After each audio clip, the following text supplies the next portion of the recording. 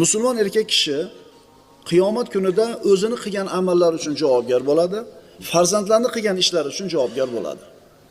Chunki Alloh taolo Qur'onda ey iymon keltirganlar, o'zingizlarni va ahllaringlarni jahannam o'tidan saqlanglar degan.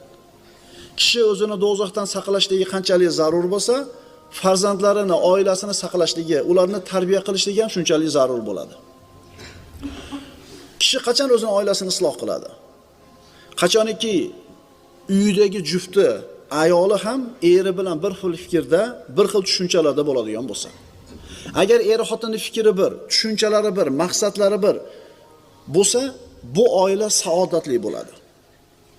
Ayol o'zi farzandlarni ayollar tarbiyalaydi. Xohlaysizlarmi, xohlamaysizlarmi? Eriga rafiqa bo'lgan ayol. Rafiqa deganda nimani tushunamiz? Erini itoat